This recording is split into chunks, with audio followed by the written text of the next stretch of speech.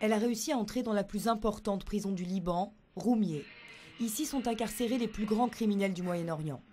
Zeyna Dakash s'est insérée entre ces murs pour appliquer la dramathérapie, la thérapie par le théâtre, une discipline totalement nouvelle au Liban.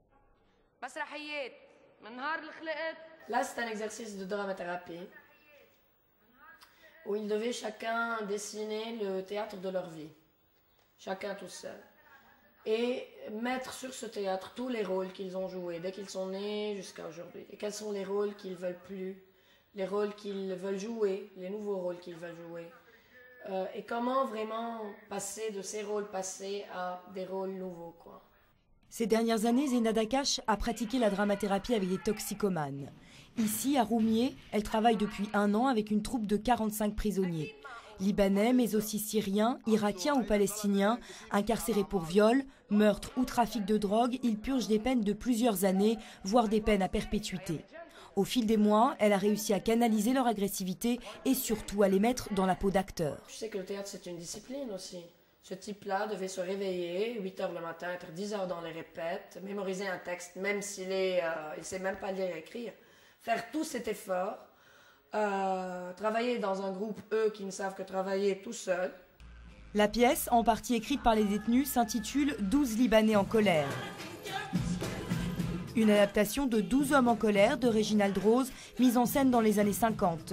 L'histoire de 12 jurés devant statuer sur le cas d'un adolescent accusé du meurtre de son père. Toute une réflexion sur la culpabilité à laquelle Zeyna Dakash a décidé d'incorporer des scènes de vie quotidienne en prison. Avant que ce projet ne commence, j'étais en train de penser que je pourrais devenir plus efficace dans la mafia. J'essayais de trouver des numéros de téléphone de l'extérieur, travailler d'une façon clandestine en silence, faire quelques gros coups de l'intérieur pour assurer mon avenir. Mais quand le projet a commencé, ça m'a complètement changé. Je suis devenu un être humain qui a retrouvé sa conscience. J'ai retrouvé ma sensibilité. Honnêtement, quand j'ai pensé à cette affaire, quand on m'a dit qu'il fallait jouer dans la prison et non à l'extérieur, eh bien la première chose à laquelle j'ai pensé, c'est la communication avec ce monde extérieur. Je pensais que ce monde était trop loin de moi et moi trop loin de lui. 18 ans, vous savez, c'est pas facile. J'ai du reste oublié le monde extérieur. Les gens m'ont oublié, personne ne se rappelle de moi à part mes parents. Zeyna Dakash veut surtout interpeller l'opinion publique sur les conditions de vie en prison. Elle a réussi à convaincre les autorités d'ouvrir les portes de Roumieh au public. Le jour de la première, plusieurs figures du gouvernement et des services de sécurité ont fait le déplacement. Parmi elles, Ziad Baroud, le ministre de l'Intérieur, qui soutient le projet de Zeyna.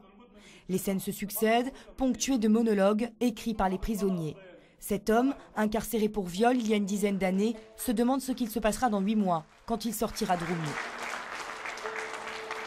Et la pièce ne laisse pas insensible. À la sortie, c'est l'ovation pour celle qui se fait désormais appeler Mama Zeyna par les prisonniers. On a senti peut-être pour un laps de temps ce que pour des années ils vivent. Et c'est vrai que le spectacle s'intitule 12 hommes furieux, je ne sais pas.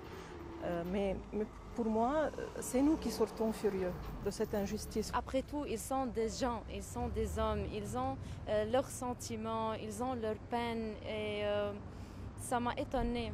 J'ai aimé beaucoup. Zeyna Dakash, la défenseuse des droits de l'homme, est aussi connue des téléspectateurs sous un autre visage.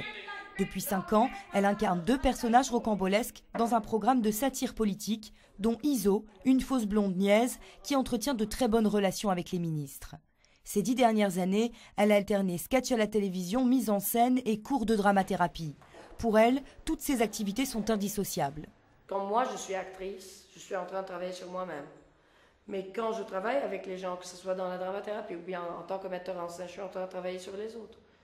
Tu vois? Donc c'est toi aussi et eux aussi. Ça se complète. Moi, quand je fais ISO, c'est un défoulement. Du défoulement, elle en a souvent eu besoin. Si cette femme a réussi à s'imposer face au caractère parfois explosif des prisonniers, ça ne s'est pas fait sans peine. Avec eux, je ne suis jamais la femme fatale, quoi. Non, je suis moi, mais avec un côté beaucoup plus policier, prisonnier. Forte de ce succès, Zeyna Dakash veut généraliser ses projets à toutes les prisons. Pour elle, la dramathérapie est aussi la meilleure arme pour abolir la peine de mort, toujours en vigueur au Liban.